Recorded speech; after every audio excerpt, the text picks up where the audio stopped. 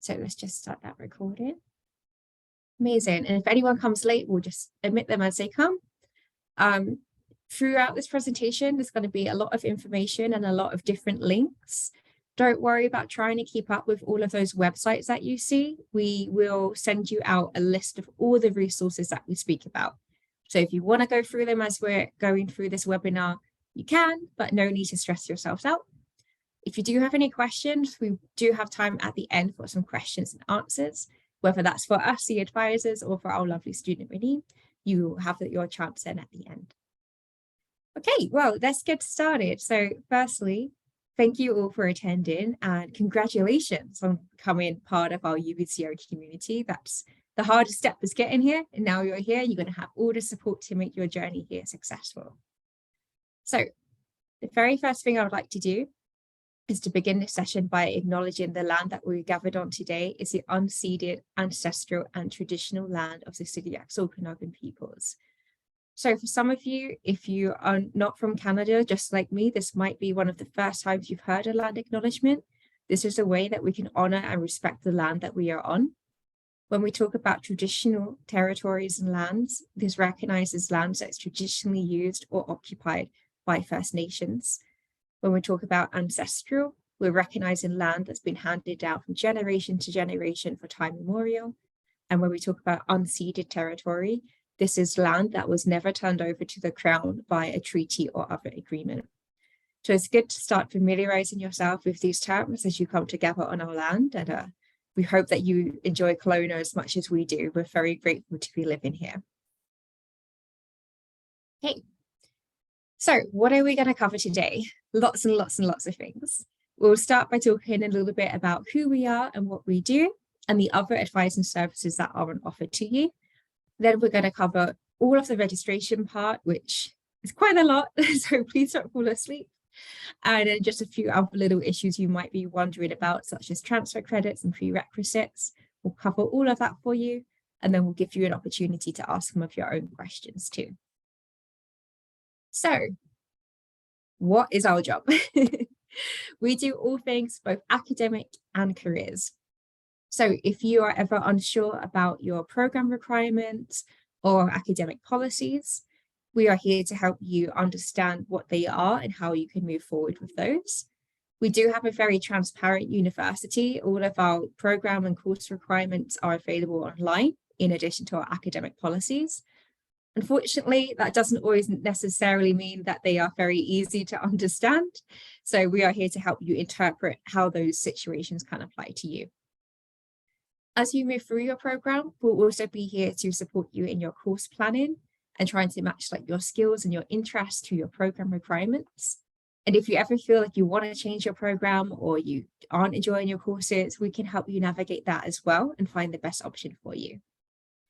If you're ever not sure if you're in the right place, that's okay. Come to us anyway. And if we can't help, we can always send you to the right spot. So there's no question too big or too small for us. If we don't have the answer, we will find you someone that can give you the answer.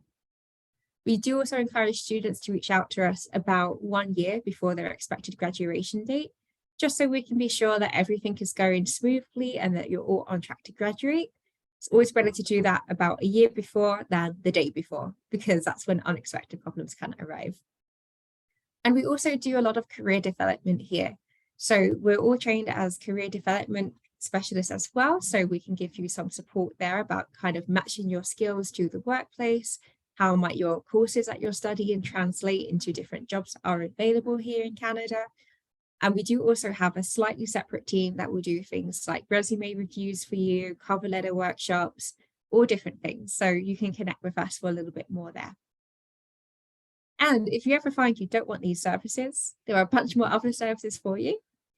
So we are academic and career advising, and we advise on all programs. So even though Andrea is a management specialist, we could go to her with problems from science or the arts or any kind of problem. The only one we don't advise on is engineering. I imagine there's no engineering students here, but just so we're clear, engineering is slightly different. If you self-identify as Indigenous, we do also have the Indigenous Programs and Resources Centre. We also have accessibility advising. This is available for students, whether that's a long-term ongoing issue or whether it's something short term. So imagine you come and you enjoy Kelowna to the full by going to Big White, and then you break your leg right in time for exam season. And trust me, this happens every year here. Go and have a word with them, and they'll be able to put you on the right track and make sure that you have everything you need to complete your exam successfully. We also have international student advising. We welcome international students in our office. We'll help you with course planning and everything like that. But when it comes to study permits, postgraduate work permits, or any kinds of issues just culturally adjusting to Canada, they are way more expertise in that area. So if you need any kind of immigration help, do go and see them.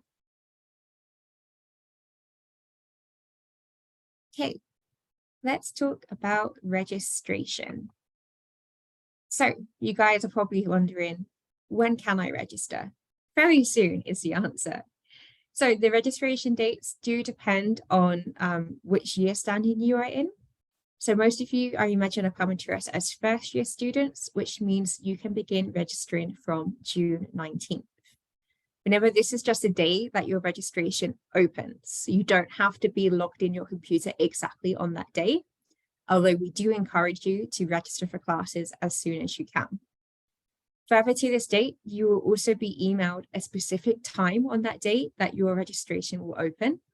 This might be different to your friend's registration time. This is just because we don't want 10,000 students logging onto the website at once, because it will just crash. So again, I can't reiterate this strongly enough. That's just the opening time. You do not have to get up at 6 in the morning to register for classes if you do not want to. One thing we should also stress, we expect you to register for both first term and second term classes. You will have until January to make any changes to term 2 classes, but you want to try and save your seat as early as possible. So please register for term 1 and term 2 classes. This is all done through your Student Service Centre. And once you're in there, you can just follow this registration tab and you'll be able to add those courses in there. Okay. So perhaps you pick a course now and in August you decide that course isn't for you. No problem. You will have until September 18th to make changes to your courses, whether that's picking up a new course or dropping a course that you've already registered in. After September 18th, it's still possible to drop a course, but this would mean that you actually withdraw from a course. What we mean by withdrawal is that you will not get all of your tuition fee refunded. It will be part of your tuition fee based on how late into the term that you drop it. If you drop it straight away, you'll get the most money back. If you leave it to November 10th, you probably won't get any of that tuition fee refunded.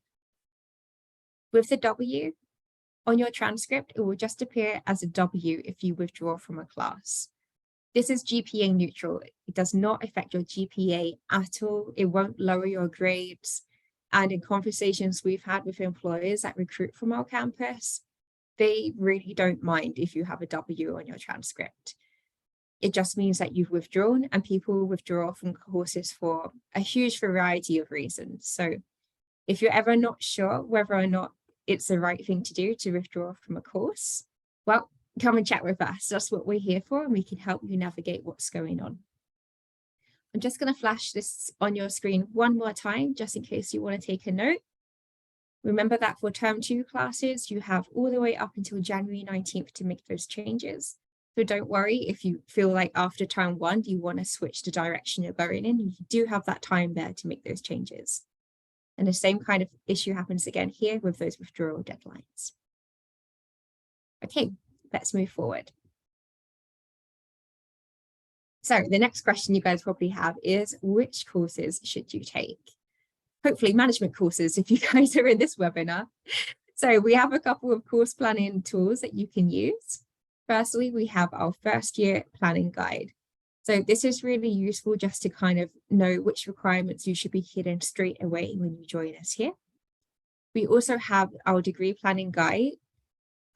When you're on the academic calendar, you'll be able to see all the requirements for the management program. And we also have a software known as Degree Navigator, which Takes a little bit of practice to get used to, I'll admit, but is really useful once you got the hang of it to see which requirements are you filling, which requirements do you have left to go. So there is a tutorial on YouTube for that. There's a bunch of information on our website around Degree Navigator. And with the management program, Degree Navigator is pretty simple, actually. So don't be too intimidated by it. It does look a bit intimidating at first, but you'll very quickly get the hang of it. So just to give you an idea, this is what Degree Navigator looks like. You can see here that you have your requirements down the left-hand side. When they're complete, you'll see these ticks and you'll see which courses you're using to meet those requirements. You'll also see how many credits you've been given. Most courses are 3 credits, when you took it, and the grades here on the right as well. And then right at the top here, you will be able to see the kind of overall view. When you first log into Degree Navigator, it might not look like this. Make sure that when it says UBC report, you hit audit UBC report, and then you'll get this view, which is the easiest one to use. I find that as quite a visual learner, these ticks and crosses really just help me understand at a quick glance what's missing and what's not. Okay, so in addition to your program and course requirements, something else that you might want to take into consideration here are things like finances. So, oosh, sorry, I just lost my screen. So if you're in housing, you will need to meet a minimum number of credits. If you are here on a study permit, you will probably also have to meet a minimum number of credits. And just thinking about generally your financial resources. And you also want to think about your course load. There's really no right or wrong amount to take in one term. I find that on average, most students probably do 5 courses in one term. But perhaps if you have a part-time job or you have some other commitments, you might be more comfortable with 3 courses a term. For us, it doesn't matter if it takes you 4 years or 25 years, like, you know, different paths to the same outcome. We are here to help support you. It's not a sprint to the finish. And again, if you ever just want help kind of navigating how you can balance everything going on in your life, come and chat with us. Ultimately, the decision is yours as long as you're meeting our academic policies, but we can help you try and find a solution that works best for you. All right, I'm sure you guys are bored of my British accent by now, so I'm going to hand it back over to Andrea to talk a bit more about how you register.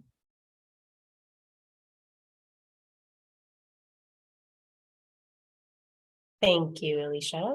Now, Alicia and I are sharing control of the screen. I think I might actually have to take control back. I don't know if I know how to do that. It should be okay. I should be able to advance the slides. Thanks, Alicia, for going through that first part. Hopefully, if you guys are having any questions up till now, just take note of them. We're going to have lots of room at the end to answer your questions. I will also just say I'm fighting a little bit of a spring cold. So if I need rescuing, Alicia might jump back in, but I hope to make it through my section here. So this is probably why most of you are here. How do I register? What do I take? Let's get into a bit more of the specifics of how you're actually going to do this and what courses we recommend you take in your management degree. So there are some great resources again on YouTube that UBC has created for how you can learn how to use the tools in your SSC. So you have something called a work list that you can build. And a work list is really helpful before your actual registration date opens. So you can create a timetable for yourself. You can test whether you meet the prerequisites for certain courses. You can make sure courses don't conflict or overlap in terms of their timeline. So the work lists are really, really helpful for that reason. They are also helpful because once your registration date opens, and Alicia went over that earlier, once your time opens, there's a handy button on your work list that says register all. And as long as the courses have seats available and as long as you meet the criteria for the courses, it'll put you into all of them as soon as once you hit that button, once your date and time are open.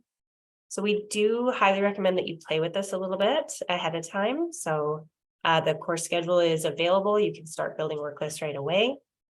We'll reiterate this a few times, but register early and register for both terms.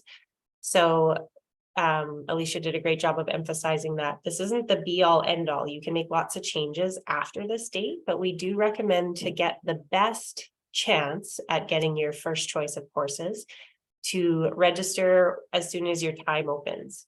Now, there's often times where students maybe have a job where they're out of cell service or out of internet service, or you just can't register when your time opens.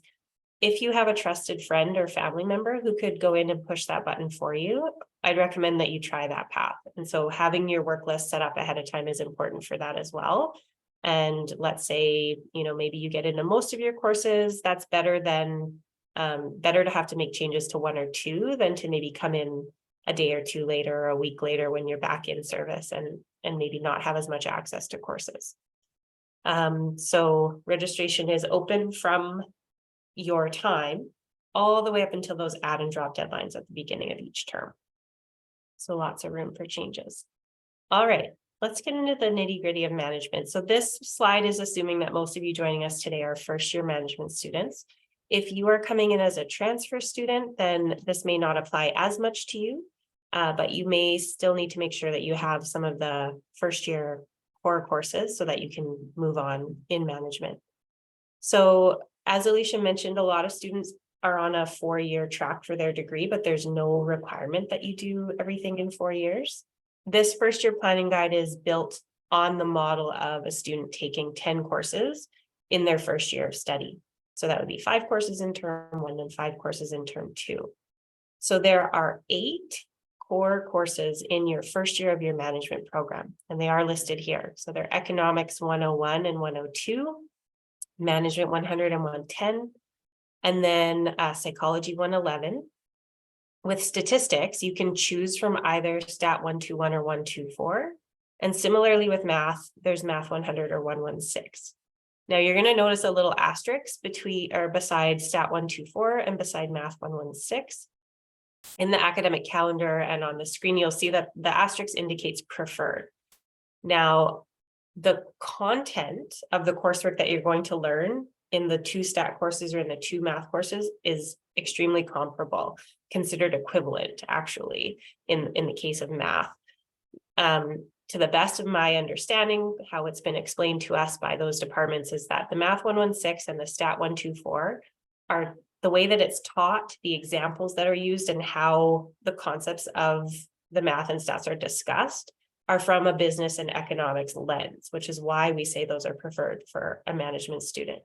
Now, if it just doesn't fit with your schedule, if it's full and you can't get into the preferred section, it's absolutely no problem to take the other one. It doesn't mean the other one is harder, right? It's taught a little bit differently from a different perspective. So you're going to learn the same kind of things. It's going to prepare you for your 200 level management the same way. Okay, now I jumped around a bit. So the ones that I haven't discussed yet are English. Now that English sandwich in the middle looks really long, but it's pretty simple. So you do have to take some English coursework for your management degree. If you only want to have to take one English course, your best bet is to take English 112 or 114. Okay, you can satisfy your management English requirement with just one course, 3 credits, English 112 or 114, as long as you achieve a minimum 60% in that course. Sometimes students are interested in a different English. These are like composition and writing based. Sometimes students are more interested in literature. Sometimes you might come in with some transfer credits. So management also allows students, if you don't have 112 or can't get into that course or have a different interest, you can satisfy your English requirement with a combination of 6 credits. Those 6 credits can be all English courses, or they can be a combination of English and what we call communication and rhetoric. That's what that CORH stands for. Okay, so that English requirement can look a little bit confusing. Most important thing to keep in mind is you do have to achieve a 60% minimum or a 60% minimum average if you're doing the 6 credit version of that. So if you're taking 2 courses, as long as your average of the 2 is at 60%, that's okay. So maybe in the first English course you take, you got 58%. As long as you get 62 in the next one, you're going to average out at 60 and be just fine. If you are going to take a full 10 courses in your first year, then in addition to the 8 core courses that I listed there, you are going to do 6 credits, which is 2 courses worth of electives. and you have quite a variety of choice. The management degree is intentionally built so that you have a number of non-management courses that you will take throughout your degree. So choose something that you're interested in. It allows you to explore a little bit. It might help you take some courses to help you understand if you want to pursue a minor, which I'm going to talk about shortly. We also have a link here for management course planning. They have a website that goes into some more significant detail about what your next kind of 3 or 4 years might look like after year one. I just wanted to focus on year one registration here today. Now, the last thing I'll say is that these core year one courses, either on their own or in combination with each other, make up the foundational requirements that you're going to need to be able to access 200 level management. So we do strongly recommend that you do all 8 of these core courses in your first year. If you have to leave something out, my recommendation would be Management 110. That might seem a little bit counterintuitive, but that's because Management 110 is listed as what we call a co-requisite. So this is on another slide, so spoiler alert. A prerequisite means that it's a course you have to have done before you can access the next course. A co-requisite means that you are permitted to take that course at the same time as the one that's requiring it. So Management 110 is a co-requisite to all of the 200 level courses, which is why if you need to leave something out, you need to take a reduced course load, want to take a reduced course load in your first year. Management 110 and Econ 102 are your safest bets to push off to complete either maybe over the summer or during your following year. All right.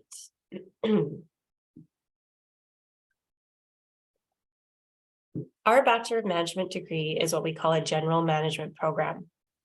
This means that there aren't specific majors available in the program. You can choose, you have a lot of choice as you get into the higher levels to see what you're interested in. And on that course planning link that I showed you on the previous page, there are some suggestions of course groupings. So if you find that you have an interest in human resources, or if you're finding that you're more interested in accounting, maybe you think marketing is really interested, there are some suggested combinations of groupings that you could take to focus your studies in those particular areas. But there's no specific majors within the Bachelor of Management degree. It's a general management degree. Each year is a combination of required courses and electives. So at the 1, 2, 3, and 400 level, you're always going to have at least one course that we say you have to take this one. And then we'll have a group of courses where we say you can choose from this broader list, whichever ones you want. As I mentioned on the other slide, management courses are prerequisite based. So you do have to make sure that you have the proper prerequisites to get into the next level of management. Now you can take a look on our academic calendar or in the SSC course schedule to see what the prerequisites are for 200 and 300 level management to help you plan, but they are enforced. So, if you do decide to take a reduced course load, or if you fail something in a term, you do need to make some plans to make that up. So doing it over the summer or doing it in your next winter session, but understanding that that may affect your ability to access higher level management. You've heard me mention minors a couple of times. So although we don't have majors available, you can complement your management degree with one of 5 minors that are currently available. So we have economics, psychology, sociology, computer science, and cultural studies. These are the ones that are currently available. You don't have to decide right away if this is something that you want to do. You'll have time to make those decisions, but you do want to start planning for it as early as you can. So you may have noticed Psychology 111 is required for your degree. That could spark an interest for you. Maybe you take a couple more courses in psychology in your first and second year. And if you decide you want to pursue it further, then we use your 3rd and 4th year to flesh out those requirements for the minor. It is very possible with good planning to do the management degree and the minor and keep you within the 120 credits of your degree. All right, so here are some common questions we get about registration. What should I do if my course is full? Now, we are powerful people, but we are not all powerful. And we don't have any authority to put students into full courses. Some courses at UBC utilize wait lists. If they have them, make sure that on the SSC, you're also reading the section comments. So if a course has a wait list, sometimes it's there just so that the department can understand if there's a lot of demand for a particular course. And if there's a lot of demand, they may have the capacity to open some more seats or open another section. Some departments use wait lists in a more traditional way that you might think, so that, you know, if people are on the wait list and the course is full, once the seat opens up, they will move people in. So the section comments are really important to help you understand the function of the wait list. The best thing you can do is to keep monitoring the SSC for any open seats. Okay, so in between Snapchat and Instagram and whatever other things are on your daily list, daily scroll list, get that course schedule in your web browser and check it often. Also, you can choose a backup option. You have a lot of flexibility in your first and second year selections. You have a lot of non-management elective room. So if you don't get your first choice, keep checking. If it's one of your core required courses, again, we see more movement, usually closer to the start of a term. So during the registration period, it's common for things to fill up. And then as we get closer to the start of term, people start making some changes. So here's some terms you're probably going to run into as you start playing with your work list and start registering. Are blocked and restricted courses. If a course is blocked, it usually means perhaps that section hasn't been released yet, so a department isn't letting anyone in. It could also be that they're using the wait list in that more traditional sense we were talking about. So if the class fills up, then a department might block that section so that they have control to put people from the wait list into any open seats. If the course is blocked, again, we have no authority on it. Check the section comments, keep checking the course schedule. If there's absolutely no more information available, nothing in the section comments, you could always connect with that appropriate department for more information. Now, a restricted course can be more tricky. Sometimes students see that word restricted and they're like, oh, I can't take it. But it actually is a way to reserve seats for certain populations.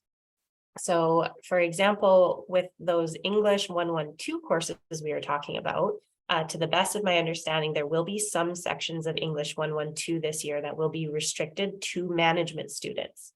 So if you see restricted beside a course and then you actually click into it, it'll show you what that restriction is. You just have to read a little bit further.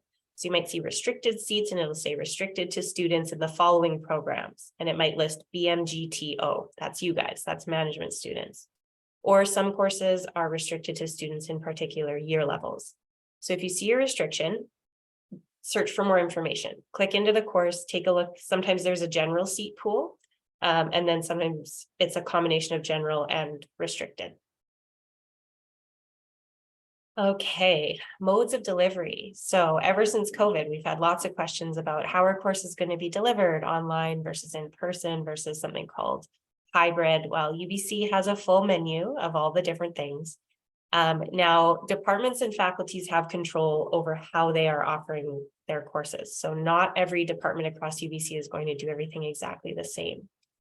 Since last year, we've been fortunate enough to, like this past year, to switch back to primarily in person. That's what UBC was designed to do. That's what we're here for. We love to see your smiling faces. We like to interact with you in person.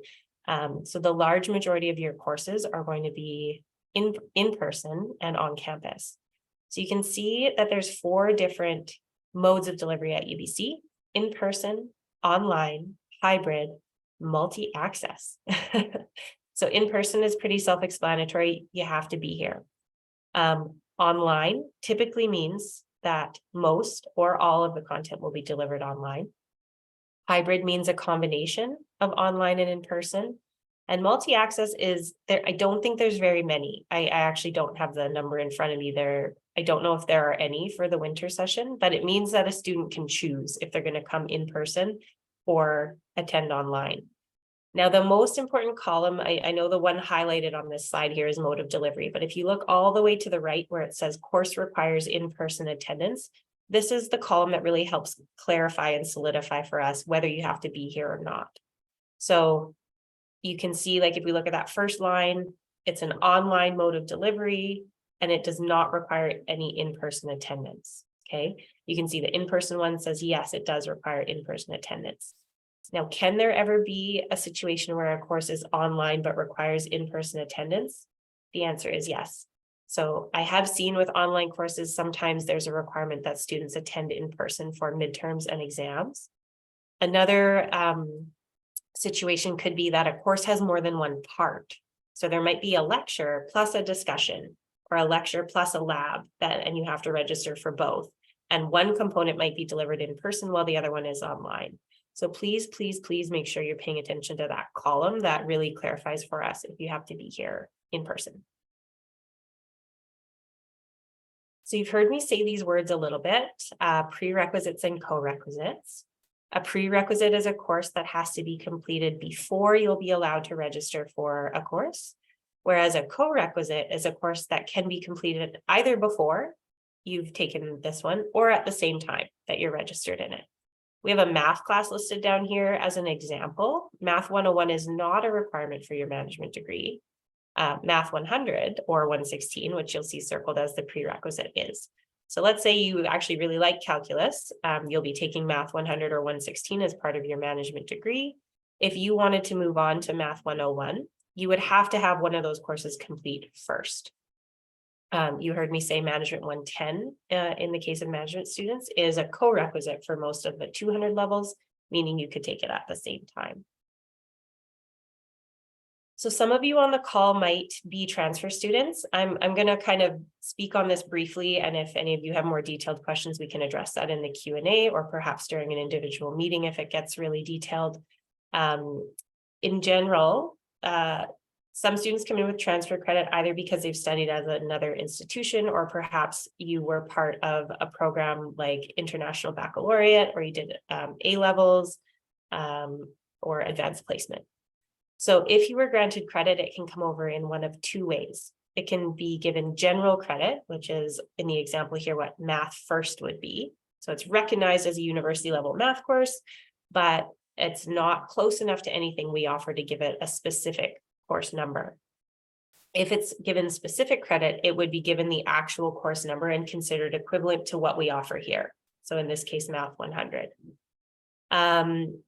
If you are given the general version, Math First, and you strongly believe that it should meet the requirement that you're looking at, or that you want to see if you can use it as a prerequisite for a course here that requires a specific numbered course, you can submit something called a prerequisite waiver. So most departments have a form that if you don't meet the prerequisites for a course, you can submit a waiver. But you would have to have really strong rationale. You'd have to be able to explain why and how in the previous course you took, what prepared you to take this next one. It's not just, I took a math course, so I should be able to take this. You have to be able to speak to the content and how that you believe it's really close.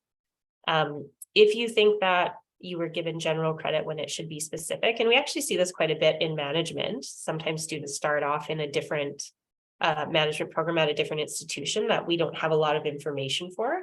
Admissions might give a student general credit, but then when the faculty takes a look at it, it might actually be considered close enough to something we offer here to give it specific credit. So if you feel that you're in that situation, it would be helpful to connect with an academic advisor like myself, Alicia, someone else on our team, and we can support you in requesting that the faculty take a look at that course. The most important piece there is you would need your full course syllabus. We need to know what textbook was used. We need to know the topics that were covered, how you were assessed, all that kind of thing.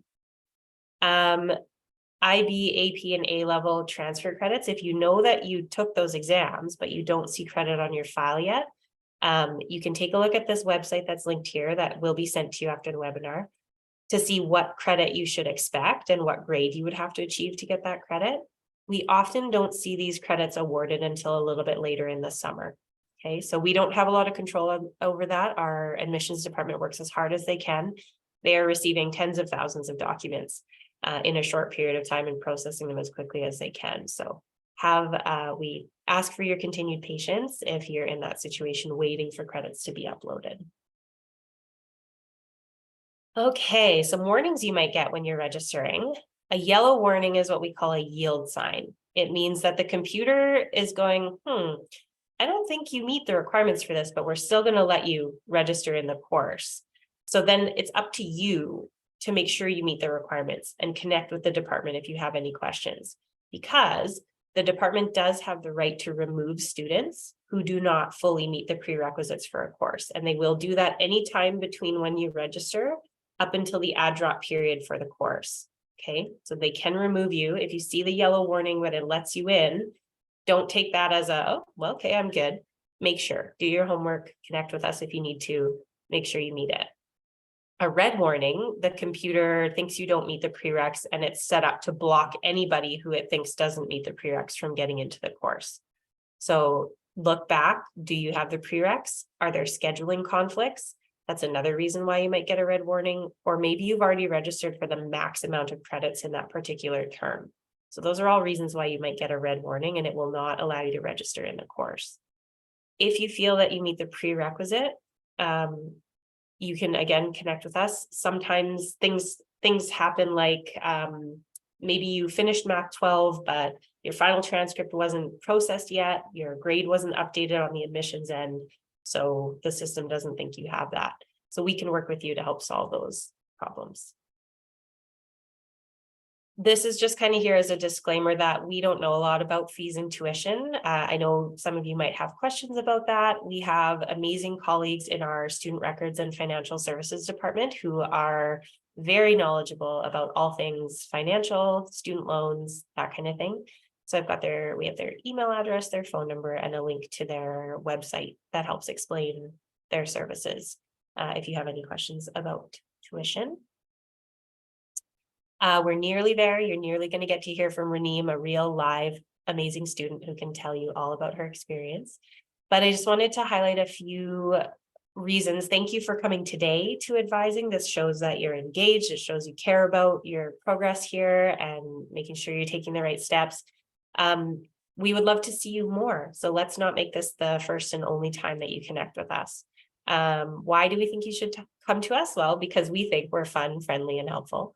I would recommend checking in with us a couple of times a year to make sure you're on track. If you see something unexpected in your degree navigator, don't brush it off. Don't go, that's funny. It'll be fine. Because that usually ends badly. So if you see something that doesn't look correct, connect with us. If you want to talk about your career path, your educational journey, your goals, we want to know more about you than just which section of math you prefer to take. We want to get to know you while you're here. We want to help support you towards your goals. And we will be there to cheer really loud for you when you cross the stage during convocation. If you're thinking of making any big changes, you've been admitted into the management degree. We hope you love it. Maybe you won't. Maybe you get through your first year and really have developed a love for economics or math or psychology or English literature, whatever the case may be. If you feel like a big changes in your future and you want to talk about changing programs, that's something we can support you with. And as Alicia mentioned earlier, it's a great idea to connect with us this summer before you intend to graduate so that we can make sure everything's on track, because we have a lot more tools in our tool belt a year ahead of time than we do a couple of months or even a term right before graduation. And unexpected things happen along the way. And that's what we're here for as well, right? You might have a plan and everything's going great, and then something blows up at a particular time, and we can help you with that. Okay, so these are some examples, not an exhaustive list. We're here to support. How can you connect with us? Well, you found our webinar. That's fantastic. That probably means you might have seen our website. Most times during the year, we do a combination of pre-booked appointments and drop-ins. So the schedule is posted up here.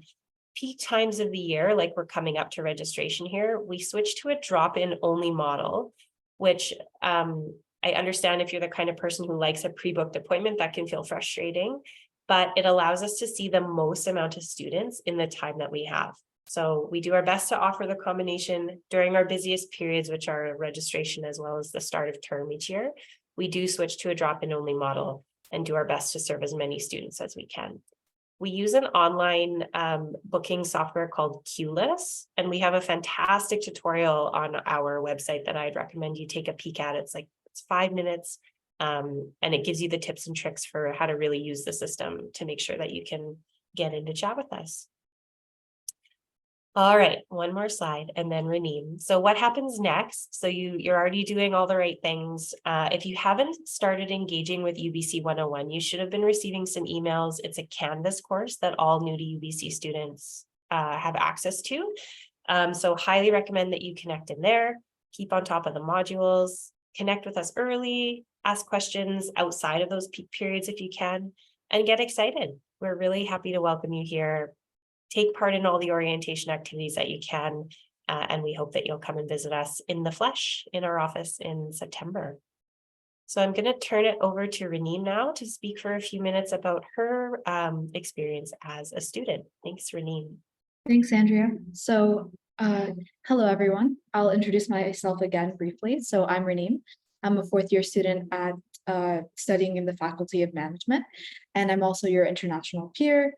I will provide my contact details at the end of this presentation if you guys have any kind of questions regarding the student experience or registration or anything of that sort. But to tell you a little bit more about me and my story, so I actually originally entered UBC as a UBC Vancouver student. So I am a transfer student for anyone else who's on the call and is actually a transfer student as well. So I originally entered UBC Vancouver as a general arts student. Then after taking several commerce courses and engaging in startups, extracurriculars, I realized that I wanted to do business or management more generally. So in my third year, I transferred from UBC Vancouver to UBC Okanagan to pursue a management degree. I chose the Faculty of Management because of the educational value of the degree, alongside the widespread opportunity that you have studying in a faculty such as this one. So since joining the faculty, I've been given countless opportunities to engage in various clubs and activities. I worked in the MSA. For those of you who are unfamiliar with that term, the MSA is essentially the Management Student Association. I've taken part in research, spearheaded clubs on campus, and gone on exchange.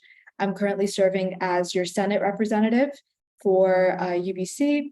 I'm also one of the JDC West leads. JDC West is an organization that is nationwide, and it's a case competition for business students. Outside of academics, I enjoy hiking and traveling in my free time. I love exploring BC and exploring all the trails that we have to offer in Kelowna. Now, if you have any questions about any of the clubs, societies, or ways to get involved on campus, you can email me or ask me questions during the Q&A session. Regarding registration, to speak a little bit more about my own registration experience, my registration experience has actually been quite seamless since transferring to UBCO. That's in part thanks to Andrea, who's helped me with my transfer and also helped me, organize myself for graduation. So I've utilized the degree navigator that we discussed earlier to discover required courses for graduation, courses that I've completed or that I'm lacking. I was able to register for the majority of my courses on time, as the Faculty of Management is a little bit smaller than other faculties, such as the Faculty of Arts or Sciences, and allows most students to register for their required courses. Most of the courses that I've taken in the past have been a mix of hybrid, online, and in-person courses, and they all have their own benefits and advantages. There's many electives to choose from as a management student. And as I've mentioned before, academic advising is super helpful. So I definitely recommend you guys come to Andrea or Alicia with any of your questions. Some tips that I would have is definitely pay attention to time zones. So as an international student myself, I remember in my first year, I was essentially registering for courses in a 12-hour flipped time zone. So I think it's quite important for you to check your time, realize that the timing is in Pacific Standard Time, and make sure to log that little slot when your registration opens in your calendar to your time zone exactly. That way you don't miss registration. I would also recommend creating work lists. Again, we touched on this a little bit earlier. So essentially just saving the courses that you want in a work list so that you can register in one go once the registration opens. In terms of full courses, I've had a couple of those throughout my undergraduate degree. Be sure to always check the SSC for any openings in that full course, or keep track of waitlists if they are offered for that course itself. Other than that, I'd love to hand it off to Andrea and Alicia to quickly conclude the presentation. And feel free to contact me regarding any of your questions. I'm going to drop my email in the chat. You know, it was lovely speaking to everyone here. Thank you Thank so you. much, Renee. Okay, I Thank think you we'll so much. turn off the recording now, just so if you have any questions, don't feel pressured about the recording. It's going to go off right now. If you want to